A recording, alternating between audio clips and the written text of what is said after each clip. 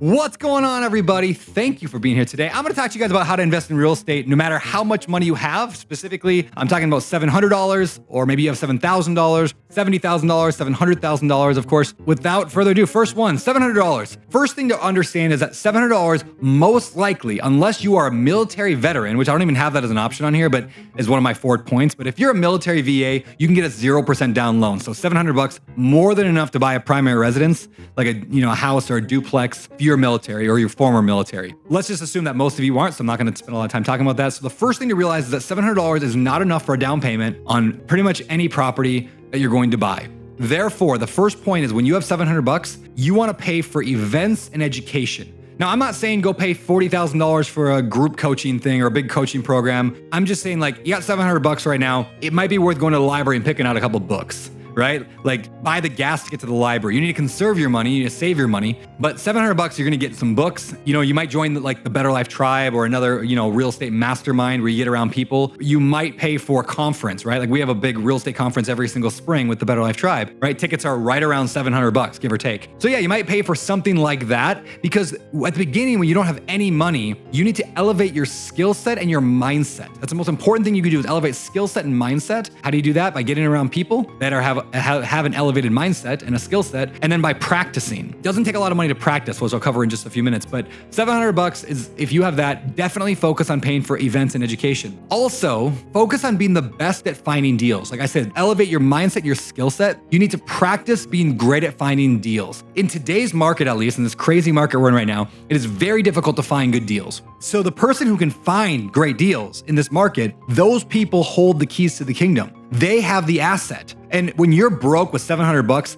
chances are, this is not always the case, so don't, it's not always the case, but chances are people with $700 are usually younger and they have more time. Like, as you gain age and education and experience and all that, you start getting more money. So most people with $700 probably have a decent amount of time. You might not feel like you have a lot of time. Pull up your phone, look at how much time you spent on your social media over the past 7 days. That's how much time you have to learn how to invest in real estate. Now, if nothing else, right? Forget everything else you do. So focus on using your time to get good at finding deals. Finding good deals is really just about luck, but luck being an acronym. And it stands for leads at the top. What is a lead? It means a potential seller who wants to sell something. There's a lot of ways to get leads. It could be anything from like direct mail, which is like you send a bunch of letters. It could be driving for dollars, which is where you get in your car and just drive around and look for nasty properties. It could be looking at foreclosures, talking to wholesalers. That's a good one. Wholesalers are people whose full-time job it is to go find deals. So basically that's what you're trying to do too, but you can network with them and sometimes you can partner on a deal if you can find a buyer or whatever. You get leads coming in no matter how you get them. Then you're going to underwrite them. Underwrite means to analyze, to run the numbers, but it's not just the numbers. You're also looking at the market, the condition of the property, things like that. But underwriting just means you're going to evaluate it to decide if it's worth pursuing. So you're going to get leads, you're going to then underwrite some, then you're going to compete. That means you're going to go after it. That might mean a formal offer, like you're actually going to write up an offer. It might just mean you're going to talk to the seller. You're going to say, hey, I think I'd be a good buyer for this property, or I think I can pay you a lot of money. You're going to compete. Like, real estate is a competitive business. You got to compete for it. And if you do that consistently, you're going to get the keys to certain properties. You're going to win the keys. In other words, you're going to get the deal. You need to use this time and your place in life to build relationships and buy relationships. Now we're going to move over to the $7,000, which maybe applies to more of you. If I had $7,000 to my name, that's all I had. I was trying to get financial freedom, trying to get into real estate. Here's how I would start. I would look into the FHA or 203K loan house hack. So most of you are familiar with what a house hack is, but if you're not, a house hack is where you buy a property and use it as both your primary residence, like where you live, and an investment property. So you might buy a duplex, live in one unit, and then the other unit you would then, rent out. Or you might buy a fourplex and live in one unit, rent the other 3 out. You might even live in a single family house and rent out the other bedrooms, right? One of my favorites is when you buy a house that has an extra unit, like just one extra unit. And then in the beginning, you live in the extra unit, you rent out the main house, you live for free. What a great way to get into real estate. And then why $7,000? Because these loans only require 3.5% down payment. And so you can get the seller to pay for your closing costs, which means that you can buy a $200,000 property for $7,000, give or take. You can also partner with someone. A lot of people don't know this, but if you have $7,000, but you can't buy a property in your area for $200,000, but you could buy one for $400,000, you can find another buddy who's got $7,000. He doesn't even have to live at the property. She doesn't have to move in. You each put in $7,000. Now you can buy a $300,000 to $400,000 property and you can house hack it. You can also partner on a flip. I'll throw that option out there as well. You can partner on a flip, and that means, let's say you want to I mean, $7,000 for a hard money loan. If you don't know what hard money is there are companies that will lend to house flippers, and they don't lend based on your credit or your income. They just based on the house. It's a hard asset. It's not hard to get. It's just a hard asset. In fact, I have a hard money loan company. It's called betterliferef.com. We probably normally, unless you're really experienced, you're not gonna be able to do a loan for $7,000 down on a flip, most likely. But 14,000, maybe 20, much more likely, 25, 30, 40, 50, definitely. So you could partner on a flip with someone else. Even let's say you found somebody, you brought your 7,000, they brought 21,000, they brought more money, but because you're managing the rehab, you split it 50-50. Or they bring 50,000, you bring the 7, so you have some skin in the game, you split everything 50-50 at the end of the day. Those are real possibilities partnering on a flip. You can turn your 7,000, because 7,000 is not a lot of money, you can turn that into $70,000 within a short period of time by flipping houses. Another thing you could consider if you want to be more aggressive with your growth is use that $7,000 for a marketing budget. I thought of this idea the other day. Somebody can take this idea, by the way. I think this is $1 million idea. I'm going to give you guys $1 million idea right here. You guys ready for it? I bought a multifamily, a mid-sized multifamily, 24 unit in Cincinnati a number of years ago. You probably heard my story with it. I held it for a year. I had tremendous trouble with it. Like, I couldn't find a good property manager, couldn't find a good contractor. I was managing from Hawaii. I bought it in Cincinnati. I didn't know anything about Cincinnati. I ended up selling it a year later for the same price I bought it for, $600,000. The guy I sold it to, within a year, had it printing money and worth over double what he bought it from me. Why? Because he was local. He understood the market. He knew how to manage those properties. He knew how to find the good contractors. He was local. How many people have made the mistake of buying a multifamily out of state and then realizing later it was just a money pit because they don't know how to manage it? I would guess the majority of them. So here's what the $1 million idea is. You go and you build a list of multifamily owners that are out of state owners in all those cities over the past 6 months ago and 6 years ago, let's say. That's 4 units to 30 units, 4 units to 50 units. In that range, that's really difficult to manage. Most likely, all of those people are having headaches. So what are you doing? You now have a list. You buy a list, let's say, of that. And there's a website called listsource.com. You can buy it from them. So now you buy that list of 1,000 out-of-state absentee owners of mid-sized multifamily in the Ohio market. Now that 1,000-person list costs you $1,000 to buy. Well, that sucks. You got $7,000. That's what I mean. Use it for marketing. Now let's say you send a letter to every single one of them. Well, that costs you another $1,000. Then you don't have time to answer the phone. Like, you got 100 people calling you. Let's say you don't have time to answer the phone, so you pay somebody else $1,000 to answer the phone. Now you got $3,000 spent, but you got 100 phone calls. Out of them, you find out that maybe, 30 of them are actual serious about selling. You're going to underwrite them and you're going to figure out which one you want to offer on and compete on. And let's say out of them, 20 of them you want to compete on. And out of those 20 you want to compete on, you go and make formal offers, you talk to the seller, you build a relationship, and 3 of them accept your offer. Now, you could buy them, but you're gonna have the same trouble they did. Out-of-state investing is incredibly difficult unless you build a machine there, which is fine. So what if you wholesaled it? In other words, what if you went and found that local investor who's in that market already and said, hey, I got this 20-unit apartment building under contract right now for $1.7 million. Do you wanna buy it for 2? And you make a nice $300,000 profit on the spread. That's a real thing.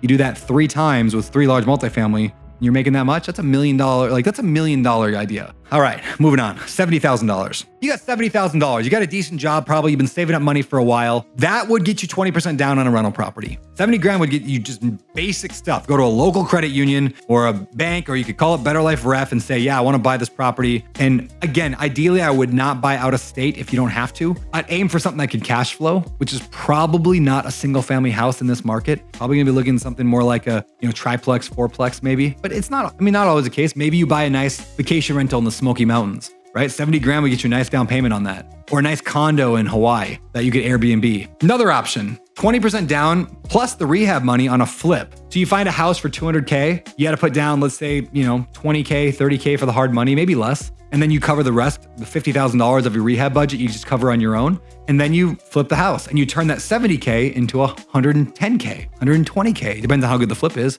130K. So you can multiply your money and you can use that to do that several times, and then maybe even do the strategy, what I call like flip one, buy one, or flip one, hold one, which where you flip a house, make 50 grand, use that $50,000 to fund a rental. Do it again. Use that 70,000 to flip a house, make 50, use it to buy a rental.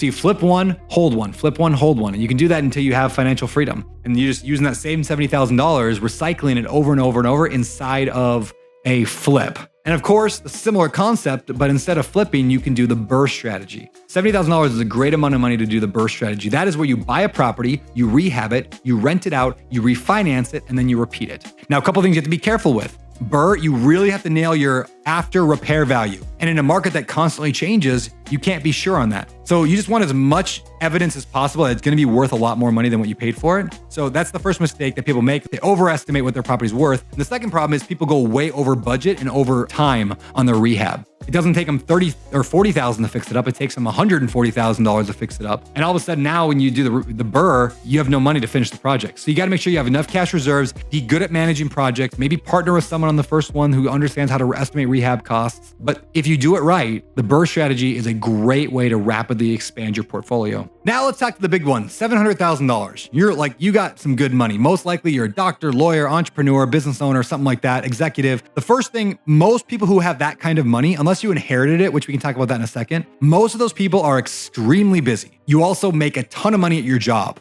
You probably should not invest in real estate like everyone else. Because if you can make $700K a year at your job or $1 million a year at your job, you're just going to distract yourself by trying to buy duplexes that take up all your time, right? You'd be better off investing in your own business if you're an entrepreneur or getting better at your job and making more money. You really want to make sure that you're in real estate for the right reasons. If you're printing money at your job, maybe focus on that. Doesn't mean you shouldn't invest in real estate though. That's where, the majority of open door capital people are in this boat. They invest with me because they know that I can give them a decent return, or they hope I can give them a good return, and they don't have to do any work. So how a syndication works is that you have multiple people who all join together, and it might be 100, 200, 300 people maybe even, and everyone takes their money and pulls it together into one giant piggy bank or bag of money. And then we use that bag of money to buy a big, huge apartment building or a mobile home park or self-storage. So you're going to use that to buy something like that with a syndicator. So that's what I do. That's how I built my portfolio. I don't own most of my deals. I have 13,000 units, sure, but I've got 2,500 investors who have partnered with me on them. So they actually get the majority of the profits, which is cool. You can invest in real estate. If you got 700 grand, you can invest in real estate, still own the majority of the deal, but not have to do any work whatsoever. That's why I recommend, if you've got that kind of money, maybe just find 2 to 3, 4, 5 different people you can invest with, or different deals with one person that you just really trust, and spread out your risk a little bit. Now, it's not risk-free. There are deals that I've invested in syndication and I haven't lost my money per se, but I might lose my money. There's a good chance I'll lose it because the market changed so drastically the last 2 years. Not open door capital deals, but I invested with some friends of mine. And it's not their fault. The market just rapidly changed on them and they got caught with their pants down a little bit. So I'm not saying this is a risk-free thing to do, which is why I'd spread it out over different deals with different operators. And don't invest anything that you can't afford to, don't invest your last dollar. I inherited 700 grand. I'm going to put all of it in one syndication and hope that it works well.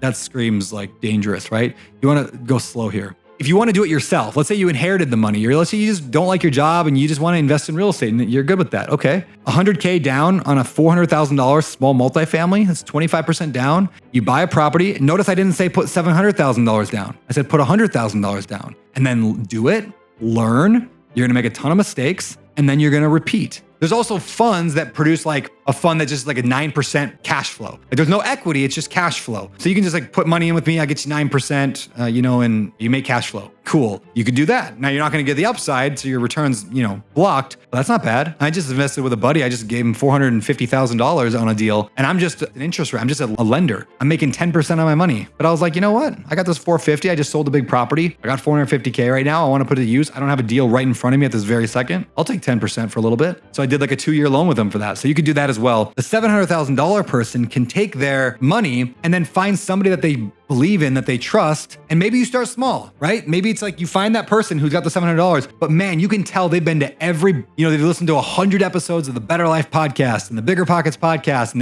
they went to the Better Life conference. You met them there at the Better Life Real Estate Summit, and they were just on fire telling you all this stuff, and you were super impressed with their knowledge. And then you told them to follow up with you after the event, and they did, and they got back to you, and they were super professional. And then they found a deal, and they ran it by one of their professional friends, and they said it was a good deal, and they wrote a letter of recommendation, and then they brought it to you and said, hey, my buddy says it's a good deal. Would you want to partner with me on it? And you're like, let me look at the deal. And then you run the numbers and you realize it's pretty good and they need $50,000. So you set it up in a way that, you can kind of maybe guide them a little bit, or at least like fund them on a small level, test them out, and they turn that $50,000 into 100 for you. And now you find yourself a little partner. And notice like these all just kind of tie in together like that. And that's the beauty of real estate, y'all. Like there's room for everyone at the table. There's room for everyone to win, and there's different roles for different people. So if that was helpful, let me know in the comment area. And yeah, appreciate y'all.